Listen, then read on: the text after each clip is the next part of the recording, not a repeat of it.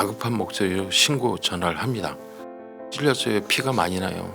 빨리 와주세요. 육교가 경사졌거든요. 경사진대로 피가 그냥 줄줄 흐르고 있었어. 18cm 상당의 자상이 보이는 거예요. 등, 옆구리, 배 이 부분에 마구잡이로 7군데의 자창이 보이는 거예요.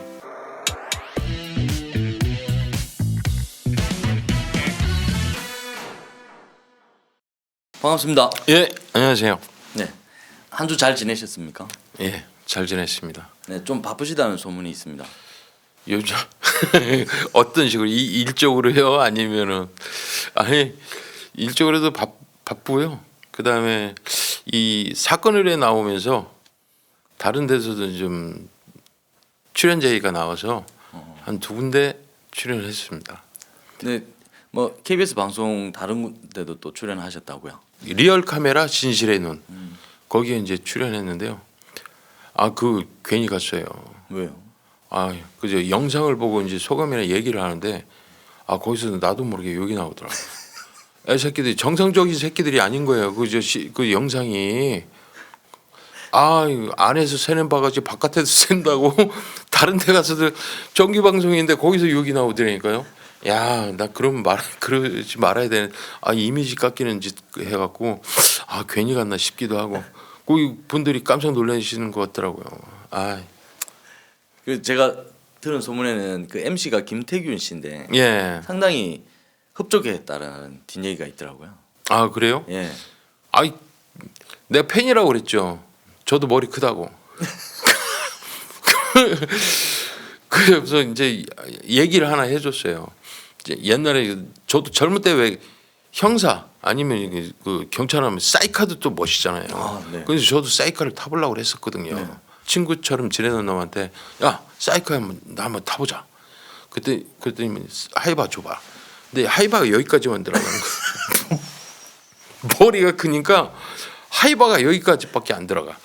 에이씨 그랬더니 야 너 하지 마, 막 그게 제일 큰 거야 그러더라고.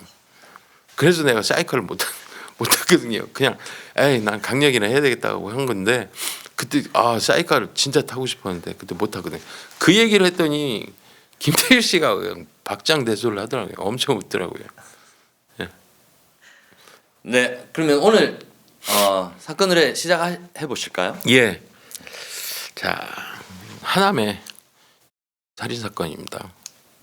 고인의 명복을 빌면서 사건을 시작하겠습니다. 네. 언제 일어난 사건일까요? 자 이게 2013년 9월 15일 저녁 10시 45분에 어린 여성이 다급한 목소리로 신고 전화를 합니다. 찔렸어요. 피가 많이 나요. 빨리 와주세요. 라는 신고를 받고 핸드폰에 위치 추적을 했어요. 위치 추적을 했더니 동서울 변전소 인근의 육교의 현장인 거예요. 현장에 도착을 하니까 여고생이 쓰러져 있는 거예요. 누워 있는 거예요. 목에 피가 많이 나는 거예요. 그 피가 육교가 경사졌거든요. 경사진대로 피가 그냥 줄줄 흐르고 있었어요. 그 정도로 다급한 거예요.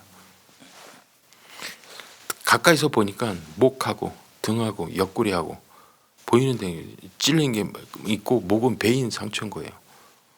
그리고 이제 양팔을 다 벌리고 누워서 있는 거예요. 이렇게 누워서.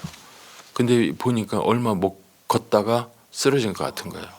그래서 119 급대 해갖고 서울 아산병원 응급실로 바로 후송을 합니다. 그러면서 사건이 시작되는 거예요. 아, 그러면 본인이 직접 신고를 한 건가요? 그렇죠. 근데 이제 일단 그 현장부터 말씀을 드릴게요. 현장이 하남의 감일동 감일 제6교 네. 6교 위에서 벌어진 일이에요. 네. 그게 6교 위에서. 근데 거기가 그 서울 외곽도로가 생기면서 통행량이 적은 곳이에요. 그러니까 소수의 거주민들만 거의 통행하는 곳이에요. 거기가. 그런 데인데 거기에 동서울 변전소 사택이 거기 있어요. 근데 거기에서 얼마 떨어진 데 있기 때문에 거기 시티 보면은 그 용의자 인상착의는 나올 거라고 생각하고 갔는데 앵글하고 그다음에 육교 위에서 벌어진 일하고 안 보이는 거예요. 피해자도 안 보이고 용의자도 안 보이고 사택이면 자기 입구만 비추고 있는데 입구 앵글에 위에 이제 위에 비추는 거를 좀 보는데 거기에서도 안 비치는 거예요. 그게. 그 카메라 앵글에 육교가 조금 걸려 있다. 예. 그래서 이제 보는데 그게 안 보이는 거예요. 그렇다면 이쪽으로 넘어왔으면은 그래도 보이는데 이 새끼들이 범행을 하고 그 반대편으로 넘어간 거예요. 그러니까 이쪽은 보이지 않는 거고요. 예. 카메라 반대 방향으로 넘어가 버리는 바람에 그렇죠. 보이지 않게 되죠. 예. 자, 피해자는 아산병으로 갔었어요. 17살의 김유진이에요. 고등학교 3학년. 4시간 동안 수술을 했어요. 응급 수술을. 근데 결국 그 다음 날 16일 02시 35분에 사망을 한 거예요. 김유진 학생의 그 상처를 봤어요. 근데 이 목에 18cm 상당의 자상이 보이는 거예요. 자상은 이 칼로 그었다는 얘기예요. 자상이 18cm가 있는 거예요. 굉장히 큰데요. 예. 그 다음에 등, 옆구리, 배 이 부분에 마구잡이로 7군데의 자창이 보이는 거예요. 칼로 쑤셨다는 얘기죠. 어떤 무슨 그 원한 관계나 이런 거로도 보이는 거예요. 이게 우리가 그 현장에 갔을 때 아무것도 모르는 상태. 아니 순간적으로 몇 방 찔르면 모르는데 또 학생이잖아요. 순간적으로 찌르고 도망갈 수도 있는데 이거 목 베고 이렇게 했다는 건 원한 관계로 볼 수도 있는 거 아니에요. 이거를 보니까 부검을 봤어요. 부검을 한 걸 보니까 부검은 칼로 위협할 때는 어떻게 일반적으로 사람들이 이렇게 막잖아요. 막으면은 저항 손에 흔적이 있어야 되잖아요. 예. 베이거나 찔리거나 이 팔이나 네. 이게 전혀 없어요. 오 그러면 그럼 뭐예요? 기습이라는 얘기인가요? 갑자기 기습. 그러니까 김유진 학생이 다른 데를 보고 있을 때 갑자기 기습을 했거나 아니면 지나가다 갑자기 기습을 했을 때 저항할 틈도 없이 네네. 기습을 했거나 아니면 알고 있는 사람끼리 자기 둘이 얘기를 하다가 갑자기 했거나 두 가지 이제 가설이 이제 떠오르는 거죠. 판단을 하는 거예요. 그걸로. 자, 김유진 학생요. 고3으로 해서 수능 시험이 이제 얼마 안 남아서 도서관에서 늦게 공부를 하고 와요. 그 학원을 하고 도서관 들렸다 항상 늦게 이제 온단 말이에요. 근데 이제 전화 통화 기록을 봤어요. 마지막 전화 통화한 게 김유진 학생의 네. 통화 기록을 확인해 보니까 10시 40분 발생하기 신고 전화 받기 5분 전인 10시 40분에 엄마하고 전화 통화한 게 나와요. 왜냐하면 그 학교 항상 늦게 오니까 네. 엄마가 버스 정류장까지 마중 올라가요. 근데 해필이면 그날 엄마가 깜빡 졸았어요. 집에서 깜빡 졸고 딸내미 올 때 됐는데 그래서 전화를 한 거예요. 딸 어디야? 그런 거예요. 그러니까는 이제 김유진 학생 지금 계단 올라가고 있어. 곧 도착해. 그런 거예요. 그 계단 올라간다는 게 6개로 올라간다는 얘기죠. 그러니까 그게 엄마하고 딸의 마지막 전화 통화였던 거예요. 그리고 그 김유진 학생의 핸드폰을 봤어요. 봤는데 10시 41분에서 10시 42분 사이에 사진이 3컷이 찍혔어요. 이 3컷이 뭐냐면은 육교 위에서 육교 밑에를 야경을 찍은 거예요. 이렇게 불빛도 찍고 이렇게 한 거예요. 그러니까 김유진 학생이 수능으로 힘들고 고달프잖아요. 항상 밤늦게까지 오고 토요일 일요일도 없이 계속 그 패턴을 이루어지고 있는 거예요. 네. 그러니까 김유진 학생도 얼마나 힘들고 나름 또 스트레스도 받고 이럴 거 아니에요. 잠시나마 그 야경 보면서 좀 머리를 식힌 것 같아요. 육교 중간에서. 그런데 첫 번째 사진, 두 번째 사진은 깨끗하게 선명히 나왔는데 세 번째 사진은 누군가 툭 쳐오면 왜 흔들리는 네. 사진인 거예요. 그러면 범행 그게 시각 10시 42분 30초예요. 찍힌 게. 그러면 그때 범행을 당했다고 보는 거예요. 그러니까 아까 얘기했잖아요. 순식간에 저항 흔적 없이 사진 촬영하는 중에 네. 공격을 당했다. 이렇게 보는 거예요. 그래서 이제 이거는 아까도 말씀드렸지만은 어떤 그 가족이나 피해자에 대해서 원한 관계가 있다든가 이런 관계에 대해서 피해자 그 부모나 그리고 부모로부터 학교에서의 어떤 갈등이 있었는지, 그것도 부모 가족들 중에도 원한 관계나 의심 가는 사람이 있는지를 물어봤어요. 그랬더니 원한 관계를 갖는 사람이나 의심 가는 사람이 없대요. 전혀 없대요. 그러면은 이 피해 학생이 여자잖아요. 여성이잖아요. 그러니까 이게 그런 게 없다면 또 소지품이면 금품도 있었단 말이에요. 근데 그게 아무것도 없다면 성범죄 목적으로 범행을 저지른 게 아닌가, 범행을 하려고 했던 게 아닌가라는 생각을 하는 거예요. 그래서 하남경찰서 형사들은 급하게 법무부의 위치추적 중앙센터에다가 의뢰를 합니다. 전자발찌 찾는 사람들 있잖아요. 네. 예, 위치추적 중앙센터에도 해가고 대상자 중에 범행 현장에 도착 온 흔적이 있는지, 대상자 중에. 근데 대상자 중에 그 범행 현장에 온 저기가 없다는 거예요. 그러면 그것도 아니야. 그러면 사건 동기가 확실히 나오는 게 없어요. 야, 이건 묻지마 살인이다. 그래서 그때까지는 현장에 도착한 형사들이 수사를 한 거고, 그 다음부터 이제 하남경찰서 형사 25명 비상소집으로 현장에 다 투입이 되는 거예요. 투입이 돼서 그 목격자, CCTV 그런 거 다 보는 거예요. 그리고 이제 정류장에서 이렇게 가는 거예요. 네. 그 육교가 네. 이게 곧바로가 아니라 이게 한 150m 돼요 거리를.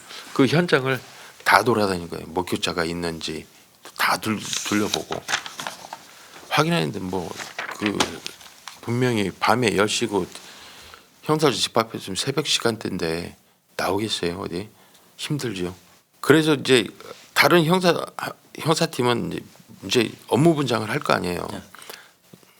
피해자가 이동 동선을 따라서 CCTV를 확인하라 그런 거예요. 그러면 뒤따라오는 놈이 있는지를 봐야 되는 거 아니에요. 그런데 계룡역에서 10시 7분에 지하철을 탑승해요. 그러다가 지하철에서 내리고 올림픽공원에서 30-5번 버스를 타고 가요. 그래서 범행 현장의 정류장인 동서울 변전소 정류장에서 10시 39분에 내려요. 10시 39분에. 그리고 10시 40분에 엄마하고 전화 통화를 한 거고요. 그게 마지막이고. 근데 여기까지 오면서 뒤따라오는 사람이 있는지 CCTV를 분석했는데 뒤따라오는 사람도 없어요. 예. 사건 발생 다음 날이에요. 이제 다음 날에 왔어요. 그때까지 새벽 때까지 이제 형사들이 수사를 한 거고, 이제 사건 다음 날 하남경찰서 형사과 전체하고 광역수사대하고 기동대 3개 중대가 와요.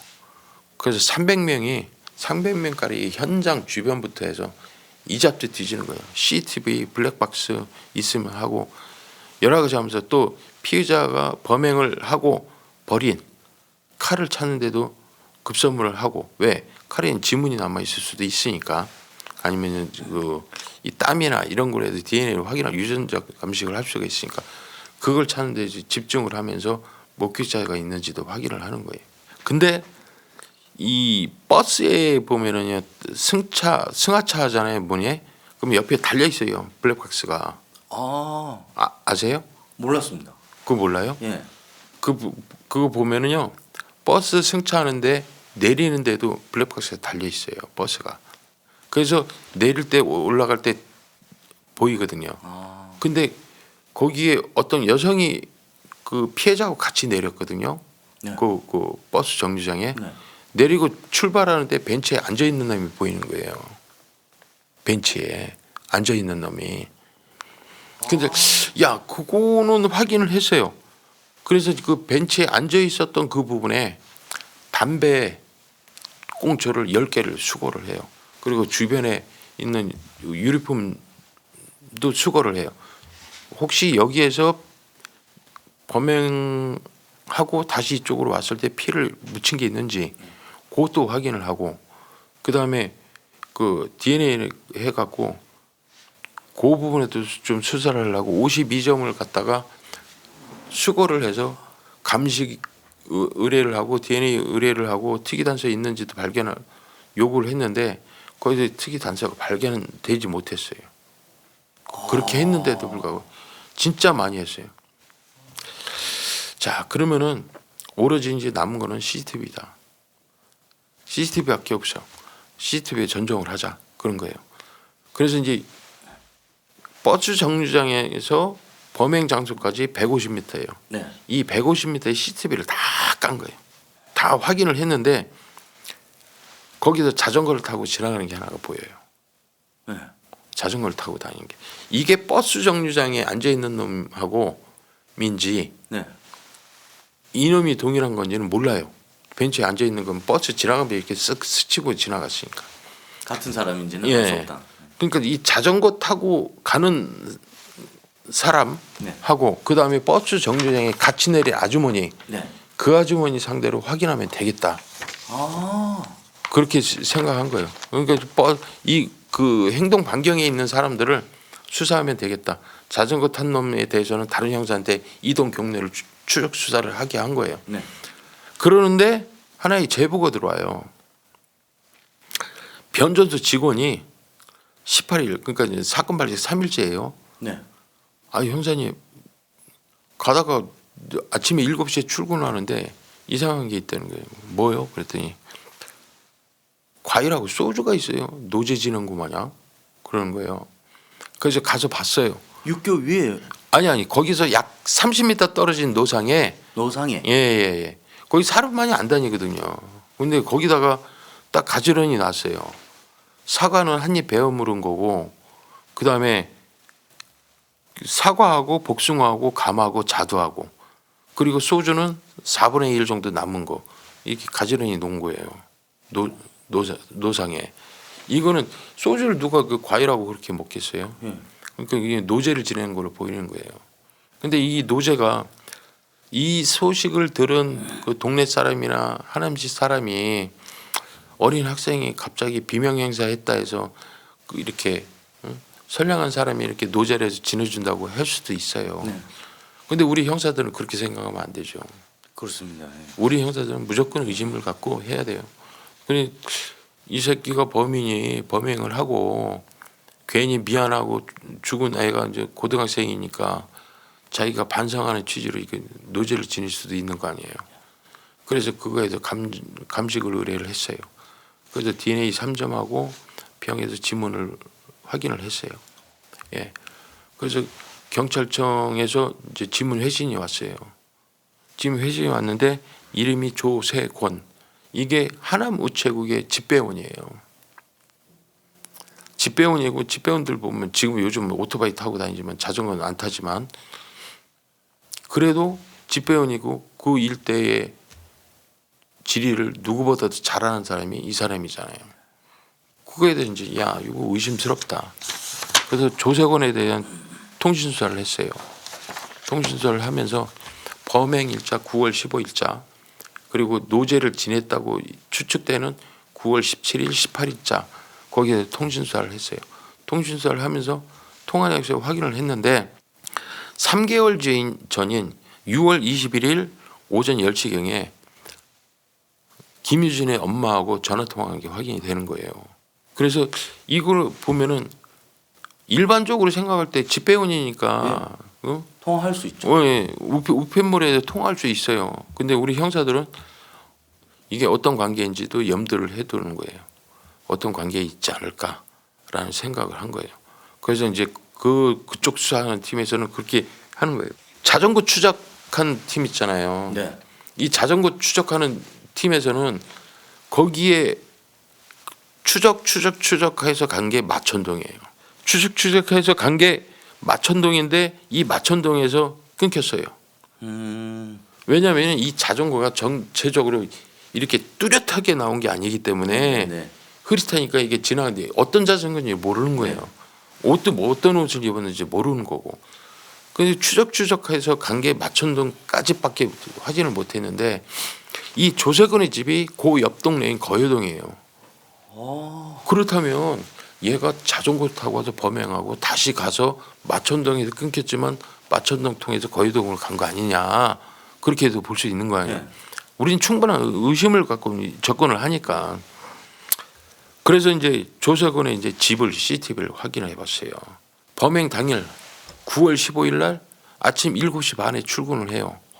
그다음 저녁 7시에 퇴근을 해요. 그다음에 행동 반경이 없는 거예요. 혹시 계단 타고 내려갔나? 그런 생각을 하는 거죠. 그리고 노제를 지냈다고 의심되는 9월 17일에서 18일 사이를 봤더니 17일 날 들어와서 6시에 나가요. 네. 6시에 나가서 18일 날 새벽 12시 25분에 들어오는 게 확인이 되는 거예요. 술 취한 상태로 들어온 게. 그러니까 노제 지낸 건 맞는 것 같아요. 거기가. 그런데 노제를 지내는 18일 날 17일 날 나갈 때 아파트 자기 그 차량이 있었거든요. 네. 차량을 운전 안 하고 나간 거예요. 그래서 이거에서 어느 정도의 혐의를 두고 접근을 하려면 우리가 뭐 가진 게 있어야 불러다가 조사를 해서 추궁을 하잖아요. 그래서 이제 더 확인을 하려고 이 사람이 차를 운전을 안 했다면은 주변에 택시를 타고 분명히 이용했을 가능성이 있다. 그래서 택시 회사 그 인근에 있는 택시 40대를 가지고 GPS 확인을 했어요.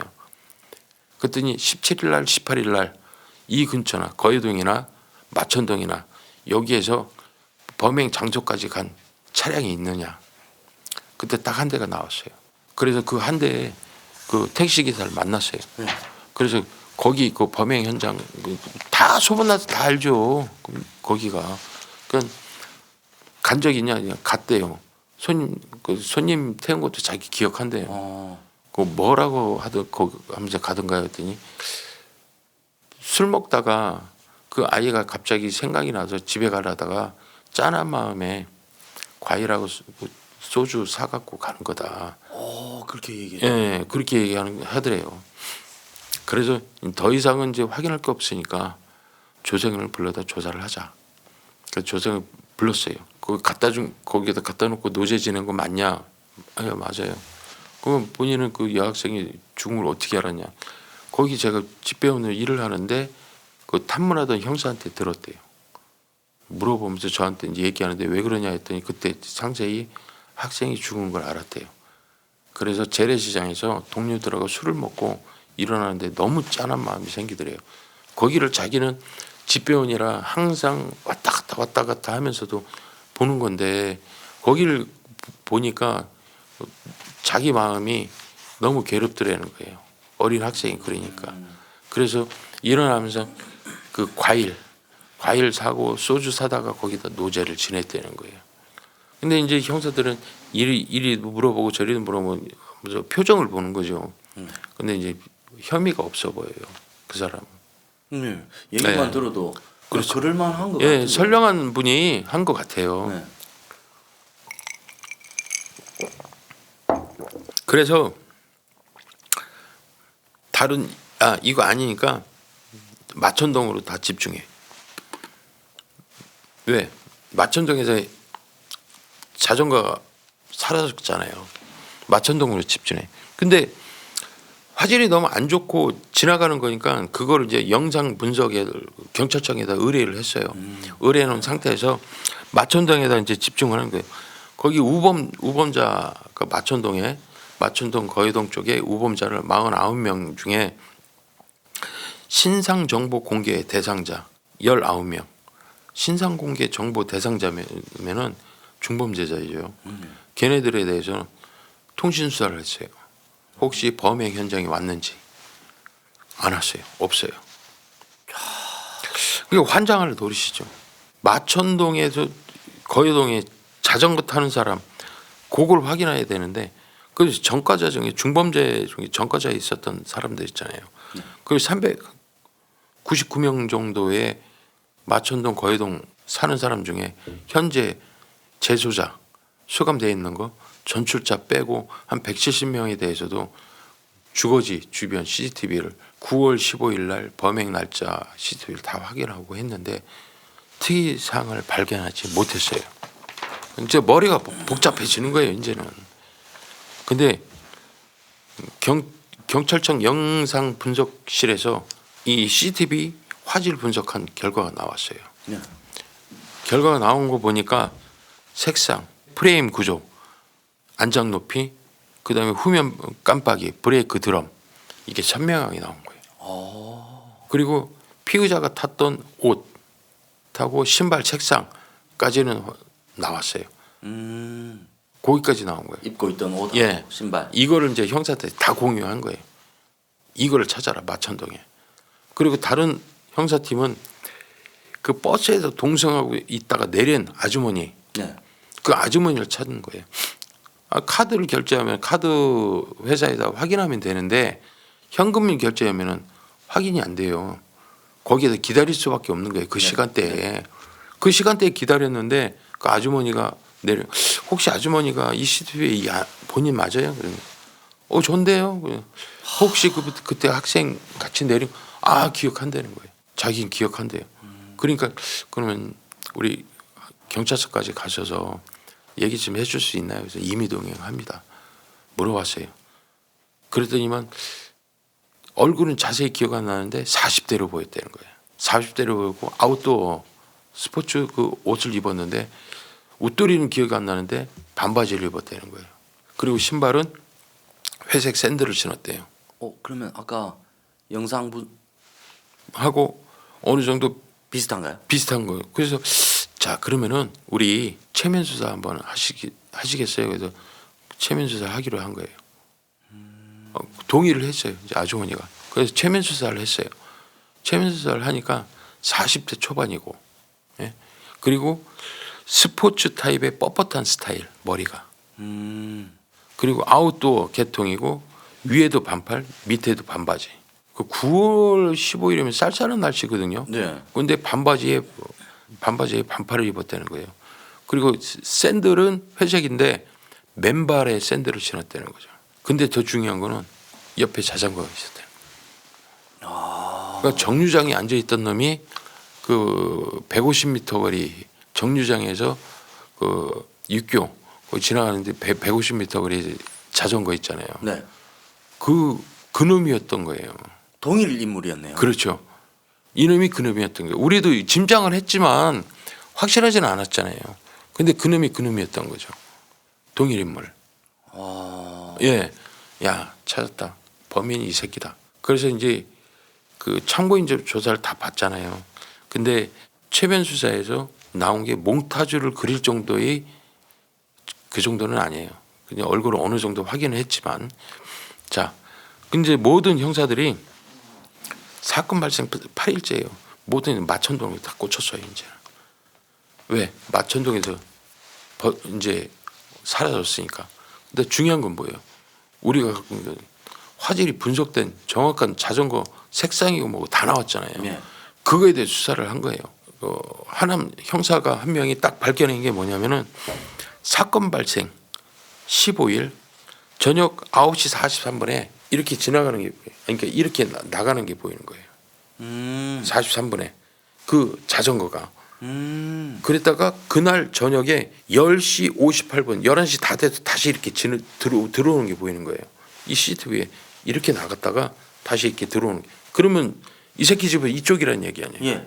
그 이쪽으로 다시 전종을 한 거예요. 야 집은 이쪽이다. 같은 마천동이지만 이쪽으로 한번 병력을 다 동원을 하는 거예요. 그쪽으로. 그래서 2개 구역으로 나와요. 한 개 구역은 이쪽에 있을 만한 50m 반경에 마트, 그다음에 편의점, 공용주차장, CCTV 싸그리 뒤지고 탐문을 겸해서 하는 거고요. 근데 이 구역 같은 경우는 50m 밖에 대로변에 이동할 수 있는 그 버스, 블랙박스, CCTV 그걸 이제 확인을 한 거예요. 그렇게 해서 이제 좁혀가는 거예요. 이 좁혀가다 보니까 이게 조금씩 여기서도 보였어요. 여기서도 보였어요. 이렇게 나오는 거예요. 그게. 그러다 보니까 좁혀졌어요. 그래서 100m 안쪽으로 좁히긴 했는데 여기서 이제 정확히 집이 안 나오는 거예요. 와, 진짜 형사님 너무 대단하신 것 같아요. 예. 그러니까 이제 형사들을 잠복을 해. 이동 경로 예상 지역. 예를 들어 이쪽 도로예요. 근데 네. 이쪽에서 이렇게 지나가는 게 보이고 다시 뭐 이렇게 지나가는 게 보였어요. 그러면 이 길목이잖아요. 이 네, 길목. 네. 네. 이 길목에 이제 형사들을 배치하는 게 중간중간. 그래서 4일을 잠복시켰어요. 그냥 냅다 지키고 있는 거네요. 예, 그런 자전거를 타고 다니는 나타날 놈이 때까지. 있으면 나타날 때까지. 근데 그 자전거를 타고 지나가는 게 딱 발견이 된 거예요. 그 똑같은 자전거. 그러니까 이제 바로 그 다음 형사단체 연결해서 걔 추적해갖고 미행을 해서 걔 집을 확인을 했어요. 그래서 집을 확인하고 집 주소지 등재된 사람들 다 확인을 하잖아요. 네. 42살의 전석훈. 야, 나이대가 딱 맞네요. 네, 42의 전석훈이고 얘는 마천동 이때 그 이제 공업사에서 그 정비공으로 일하는 놈이에요. 범죄 전과는 없어요. 예, 전과가 없어요. 예, 그 전과 없어요, 걔가. 근데 자전거로 출퇴근도 어쩌다 한 번 해요. 어쩌다 걸어 다니고 어쩌다가 자전거를 타기 때문에 걸어 다니는 걔가 누군지 어떻게 알아요. 네. 근데 자전거를 타야만 아는데 네. 어쩌다 한번 또 출퇴근하면서 타고 간 자전거를 잠복하고 있는 형사들이 본 거예요. 걔가 예를 들어서 범행한 자전거 안 탔으면. 한 달 동안 자전거 안 타면 못 찾는 거예요. 이게 4일 만에 이 새끼가 또 자전거 타고 출퇴근한 게 확인이 돼 미행해서 찾아낸 거예요. 그래서 이제 그 다음에 이제 전석훈이가 출근하고 갔을 때 집 안에 있는 자전거를 봤어요. 벽에 세워놓은 거. 그래서 사진 촬영도 하고 똑같은 거예요. 똑같은 걸 확인한 거예요. 똑같다. 그 CCTV 확인한 거하고 비교해서 그것도 이제 우리가 수사복을 달아요. 자, 범행 현장에는 피해자하고 그다음에 아주머니 진술이 들어갔잖아요. 네. 그다음에 자전거 탄 게 이놈이 범인이다라고 판단을 하는 거예요. 네. 거기는 소수의 주민 외에는 안 돌아다니는데 네. 현장에 이 3명밖에 없었잖아요. 근데 이 자전거가 똑같은 프레임에 똑같은 색상에 이걸 집에서 발견했다. 집에서 사진 촬영도 했잖아요. 네. 이거를 근거로 해서 하는 거예요. 체포영장을 신청을 해요. 왜냐하면 이게 연관성이 없으면 체포영장이 쉽게 나와요? 안 나와요. 거기에 모든 정황을 때려 맞춘 거, 그 구간 또 왔다가 네. 간 거, 그거까지도 다 이 수사부가 달리는데 그게 중요한 거예요. 발로 뛰는 게 50%면 안에서 서류를 만지는 게 50%예요. 형사들은 두 개가 다 맞아 떨어져야 돼요. 뭐 어느 하나 부족하면은 체포영장 안 나와요. 예. 쉽지가 않네요. 예. 그러니까는 보면은 예를 들어서 여기에서 하남경찰서 강력 1팀에서 이걸 주도적으로 수사를 했다고 하잖아요. 그러면 강력 1팀에서 세타를 보면은 다른 팀에서 해서 수사 보고가 들어온 거를 다 종합하는 건 강력 1팀에서 하는 거예요. 그 데스크가 하는 거예요. 그걸 데스크 아니면 그 다음 서류 잘하는 친구가 그걸 다 모아서 해요. 그래서 만들어서 체포영장을 가는 거거든요. 체포영장하고 압수수색영장을 발부를 받아요. 그래서 사건 발생 10일 만인 9월 25일 오후 5시에 그 주거지에서 전석군을 체포영장에 의해서 체포를 합니다. 수갑을 딱 지르는 거예요. 그러면서 미란다 원칙 고지하잖아요. 네. 그러면 자기가 안 죽였으면 아니 뭐 하는 짓이에요 이렇게 나올 거예요 아마. 근데 아무 말도 안 하고 대가리 씌고 이렇게 치는. 예. 수갑 채우면서 미란다 고지 하는데도. 근데 거기서 형사가 야 왜 죽였어? 물어봤어요. 그러니까 그 사람 아무 말도 안 해요. 근데 여기서 한 가지 또 제가 말씀드릴 게 왜 죽였어 그랬잖아요. 형사가. 이게 중요한 거예요. 예를 들어서 네가 고등학생 죽였지. 이거는 반면에 상대방이 들을 때는 이 사람이 내가 죽였는지 모르는구나 이렇게 생각할 수도 있거든요. 첫 마디가 중요한 거거든요. 왜 죽였어는 내가 달고 물어보는 거야 이 새끼야 이거거든요. 야 왜 죽였어? 이게 그러면 난 너의 범행을 알고 물어보는 거다라는 얘기거든요. 근데 이 새끼가 아무 말도 안 하는 거예요. 그래서 일단은 이 새끼를 데리고 집에 들어갔어요. 압수수색 영장 가지고. 그래서 아웃도 그때 당시 입었던 반바지 그거하고 샌들을 루미널 검사를 했어요. 네. 혈흔 반응이 12곳이 나오는 거예요. 이 새끼죠. 확실하네요. 이거 확실한 거죠. 이제 그래서 다 압수를 하고 경찰서에 데려와서 경찰서에 데려와서 1차 조사를 했어요. 거기 간 거 맞냐? 서울 변조소까지 간 거 맞다. 맞다고 인정을 해요. 근데 왜 죽였냐 모르겠다. 그 부분에서는 모르겠다야. 모르겠다. 예, 모르겠습니다. 몰라요. 사람을 죽이고. 예. 그러니까 야 이 새끼 봐라. 자 5시에 공갈을 했어요. 그럼 이제 집에서 압수수색하고 뭐 7, 8시에요. 그럼 이 새끼 와서 이제 밥 먹이고 이제 9시부터 이제 10시부터 조사를 했다면 조사가 1시간 만에 끝나겠어요? 2-3시간, 12시간 넘었죠. 자, 이 상태에서 도저히 진행이 안 된다. 일단은 유치장에 입감하고 다음날 하자. 일단 입감을 하고요. 그 다음에 그동안의 CCTV 확인된 거 사진 다 모아서 정리해놓고 그 다음에 루미널로 혈흔 반응 12곳 나온 거 그거 확인해 사진 딱 준비해놓고 스탠바이 해놓고 자 2차 조사 들어갑니다. 다음날 야 너 모르겠다고 했는데 범행을 인정하겠다는 거야 인정을 안 하겠다는 거야 이렇게 시작하는 거예요. 그러면서 야 너 봐봐 범행 당시에 너 버스 정류장 앞에 앉아 있었던 거 그리고 너 자전거 봐봐 너 범행 현장에 간 거 네 집에 있는 거 사진 맞지? 네 거 맞지? 응? 그럼 네 집에서 그때 범행 당시 입었던 옷 이거 마저 틀려 맞대. 너 여기에서 루미널 혈흔 반응 12곳 나왔어. 너 자신 있어? 너 이거 새끼야 감정 보내면 그 피해자 걸로 나오면은 어떻게 하려고? 범행 부인하는 거야? 사실대로 말씀드릴게요. 그러면 지금부터 사실대로 얘기하는 거야. 네. 진술을 해요. 자기가 죽였다고. 아 그럼 도대체 왜 그랬다는 거야? 근데 진술하고 마지막에 할 말 있어? 피해자와 가족들한테 죄송합니다. 예이 개색 아니 입이 찢어진 주댕이라고 그렇게 얘기하면 그럼 처음부터 와서 죄송합니다 하고 대가리 숙였을 때부터 죄송합니다 속죄를 해야지. 끝까지 버티다가 나중에는 뭐 DNA 나온다 이러니까 그냥 그때서야 이제 범행 인정하는 것밖에 더 돼요. 네. 자 사건 전모를 한번 들어볼게요. 네. 자 이 새끼는요.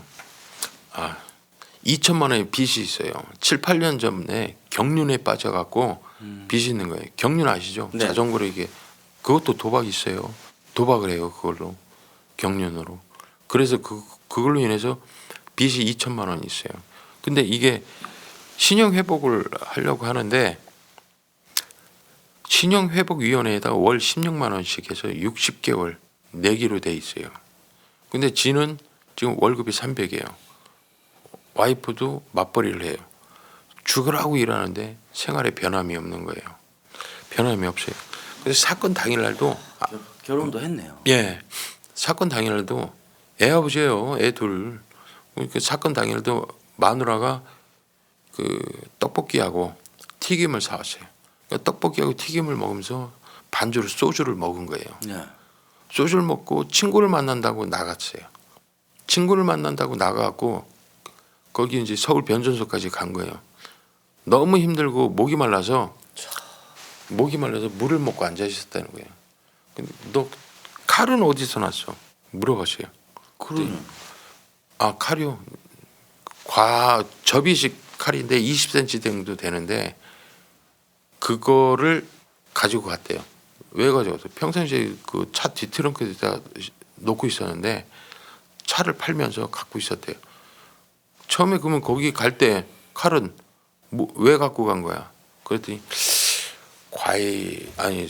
호신용으로 갖고 갔다는 거예요. 호신용으로. 그러니까 형사들이 믿어요 그거를. 야 새끼야. 그러죠. 저 스타일이에요. 야 새끼야. 호신용으로 바로 고등학생들이 찔르냐? 넌 애초부터 그 범행하려고 갖고 간 거 아니야? 응? 목적이 바로 찔러 죽이려고 해서 묻지마 살인하려고 했던 거 아니야? 이렇게 가는 거예요. 호신용인데 왜 그 고등학생한테 해? 네. 그거 말도 안 되는 소리잖아, 새끼야. 이렇게 물어볼 거예요. 거기서 분명히 그렇게 얘기했을 거예요. 목적이 있을 거 아니야? 갖고 간 목적이. 그러니까 그때서야 그러는 거예요. 삶이 하도 힘드니까 기회가 되면 칼로 위협해서 금품을 강취하려고 평상시에 갖고 다닌다는 거예요. 그러면 고등학생한테 금품 얼마나 뺏으려고 그걸 그렇게 했어요, 새끼야. 그랬더니 처음에 그 고등학생인지도 몰랐고 그 다음에 처음에 내렸을 때는 범행 대상이 그 김유진이 아니라 같이 내린 아줌마였대요. 그 아줌마가 이렇게 들고 백을 갖고 있는 거야. 아, 저 백을 강취하면 되겠다 싶어서 따라간 거래요. 근데 그 아줌마는 얼마 안 있어서 자기 집 건물 안으로 들어가 버리니까 실패를 한 거야. 실패를 하고 이렇게 하고 있는데 육교 위에서 후레쉬가 터지거든. 중간에 사진 아까 찍는다고. 사진을 아까 찍는다고 중간에 있는 걸 본 거야. 그러니까 이 새끼는 올라간 거야. 올라가서 위협하고 금품만 뺏으려고 그랬더니 반항을 해서 그 목을 뱉대는 거예요. 말도 안 되는 소리. 반항을 한 흔적이 없는데. 그러니까 그래놓고 야, 얘가 살면은 나를 신고하면 내가 잡히겠다 싶어서 그 다음부터 옆구리, 배 등을 무차별을 7방울 쑤시고 갔다는 거예요. 그래서 칼은 어디냐 했더니 거기서 약 1km 떨어진 데에도 육교가 있는데 콘크리트하고 육교 사이에 흙이 있는 부분에다가 깊게 박아 넣었다는 거예요. 그래서 칼도 압수를 했어요. 예, 뭐 죄송하다 하면서 그렇게 얘기가 나온 거예요.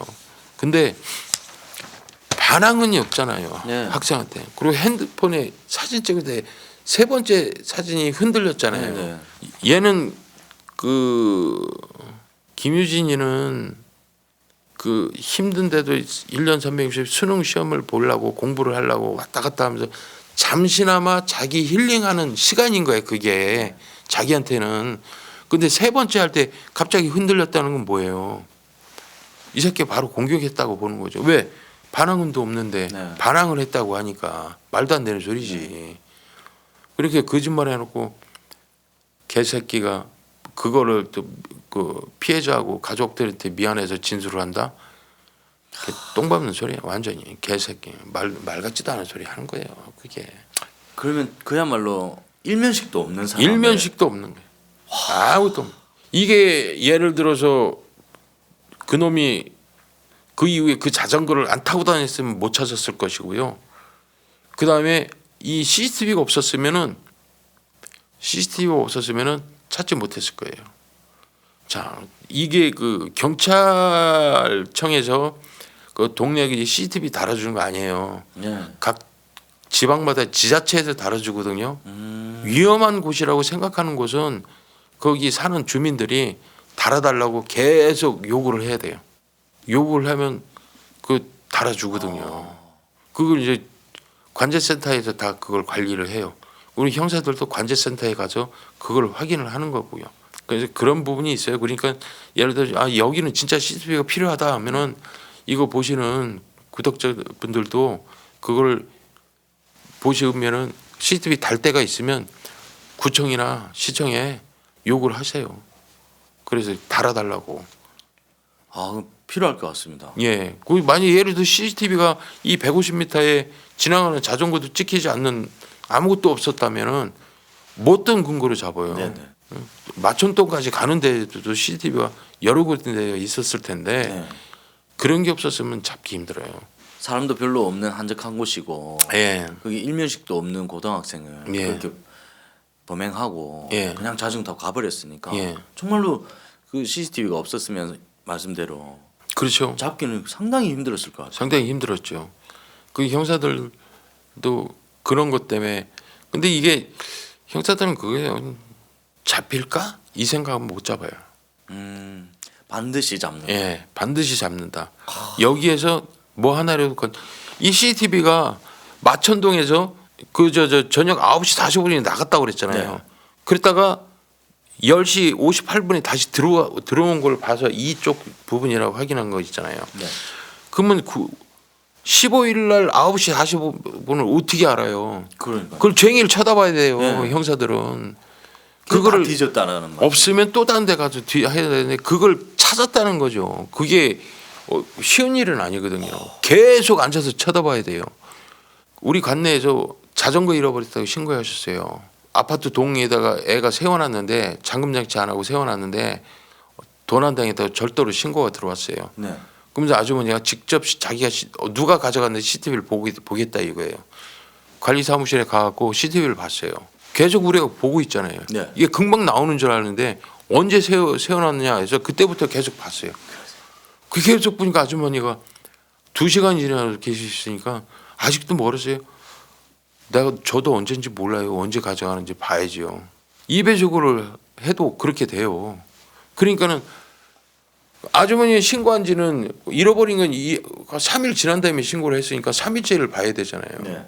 1일째 보다가 아줌마가 아유 그냥 안 찾을게요. 그냥 가버렸어요. 근데 우리는 안 찾을게요가 아니라 사건 접수해야 되면 안 찾는다 해도 우리는 수사를 해야 돼요. 네. 그러니까 그거 3일째 봐고 확인하는 거거든요. 야, 그 자전거 명확히 보이는 자전거 그거 예. 가지고 간 시점 예. 그걸 찾아내기 위해서도 그렇게 오래 걸리는데 그렇죠. 전혀 모르는 상태에서 그 수많은 CCTV를 그렇죠. 계속 뒤져야 되는 사건 발생해서 8일이 됐잖아요. 8일째도 계속 그 마천동에서 형사들이 다 이동 경로해서 그쪽으로 CCTV를 봤다고 생각해 봐요. 그쪽으로 시간 돌려서 15시, 21시 45분에 나갔다가 들어왔다 그러니까 45분에 나가는 방면에 CCTV를 40분, 30분 전부터 계속 봤을 거예요. 네. 그리고 이제 들어올 때도 보면은 10시 58분에 들어왔어요. 그러면 58분에 이쪽이 봤으면 58분부터 이 뒤쪽으로 이제 계속 보는 거예요. 어디로 가는지를. 그런 식으로 해서 계속 좁혀가는 거거든요. 형사들이. 야, 하남 경찰서 형사들도 고생 많았고 왜냐하면 하남 경찰서 형사들도 어린 고등학생이 죽어서 자기 동생이나 자기 딸 같은 느낌의 수사를 열심히 해서 잡았다고 생각해요. 하남 경찰서 형사과 형사들분들 정말 대단히 고생 많았다는 말씀 드리고 싶습니다. 자, 마지막으로 이 새끼가 심신미약 상태라고 해서 형 감면을 요구했어요. 이게 반성하는 태도예요? 심신미약이 뭐예요? 진 술 챘다 이거예요. 술 취해서 범행한 거니까 심신미약으로 형 감면을 해달라 이거예요.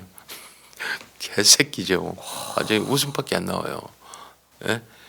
아니 그러면은 음주 사고나 음주운전 다 심신미약이죠 뭐예요? 그렇죠. 예. 예? 말도 안 되는 소리야. 이게 옛날부터 있었어요. 이 심신미약으로 인해서 그게 정색 참작된 것도 있어요 많이. 네. 근데 보면은 술에 취해서 범행한 거 많잖아요. 네. 일전에 제가 말씀드린 부산 동래구도 술에 네. 취해서 한 거잖아요. 네. 그다음에 또 거기도 의정부도 애가 술 완땅 취해서 할머니 네, 네. 예, 한 것도 네. 완전 술에 취해서 그렇게 된 거예요. 그러면 술 취해서 범행한 걸 심신미약이라고 해버린다면 말이 안 되는 거 아니에요. 네. 차라리 심신미약에서 술 먹고 한 범행은 아예 빼버려야 돼요. 아, 저는 오히려 가중 처벌해야 된다고 생각합니다. 맞아요. 네. 저도 그렇게 생각해요. 네. 술 먹고 범행한 거 네. 오히려 가중처벌을 해야 된다고 생각해요. 자기가 그래야- 술 먹으면 예. 제정신이 아니라는 걸 알고 술을 먹었다는 거잖아요. 예. 저는 가중 처벌해야 된다고 봅니다. 자, 지금 보시면은 음주 사고 무조건 구속하고 크게 이제 처벌을 하잖아요. 네. 그러니까 지금 사람들 어떻게 해요? 음주운전 안 하잖아요. 안 하는 사람이 더 많아졌잖아요. 옛날에 비해서. 예. 네. 그렇다면 술 먹고 범행 저지르면은 가중처벌 받는다고 생각한다면 네. 술 먹으면서 그 생각을 하고 이런 범행이 적어질 거라고 생각해요. 네. 저는 저도요. 예. 네. 그 감형을 신청한 자체 이 새끼는 이게 생각이 잘못된 새끼예요. 네. 가족들한테 사죄한다면은 뭔 형을 받든 간에 죄송합니다 대가리 숙여야 되는데 이거는 형 감명받겠다고 이게 심신미약이라고 주장한다는 발상 자체가 잘못된 거죠. 네. 그래서 재판에서 에라이 새끼가 한 거예요. 그래서 무기징역 떨어졌어요. 아, 예. 그래서 이거는 진짜 속 시원한 판결이네요. 예, 속 시원한 판결이죠.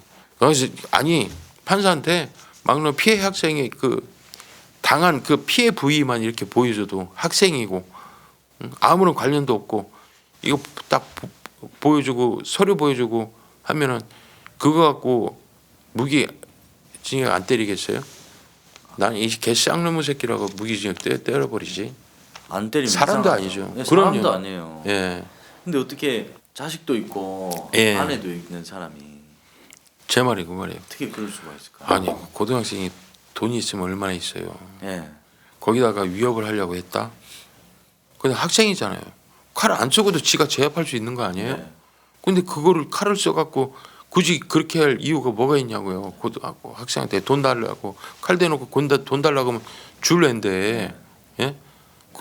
그거는 그냥 묻지마 살인이에요. 그냥 살인하려고 한 것 같아요. 내가 볼 때는 이해할 수가 없습니다. 예 그리고 그 행동에 전과가 없고 경험이 예. 없는데 어떻게 예. 사람 목을 18cm를 벨 수 있고 7군데 칼질을 할 수가 있는지 저는 사건의 전모를 듣고도 이해 안 예. 되는 부분이 상당히 많습니다. 사실. 그 새끼 저 마음 속에 있는 거예요. 진짜 왜 죽이려고 했는지는 그 새끼 마음 속에 있는 거예요. 대가리 속에 있는 건데 그거를 주댕이로 나오는 걸로 사건 전모를 확인하다 보니까 더 이상 밝힐 수 없는 거죠. 우리 입장에서 잡고 이 새끼의 죄를 그래도 잡아서 죄값 치르게 하고. 예 죄값 치르게 하고 그 학생의 원혼이라도 좀 달래주는 게 우리 마지막 임무라고 생각했을 것 같아요. 그래서 하남 경찰서 형사들도 동생이나 딸로 생각하고 죽으라고 잡으러 돌아다닌 것 같고요. 네. 예. 오늘 이야기도 또 역시나 잘 네. 들었습니다. 예, 네. 감사합니다. 감사합니다.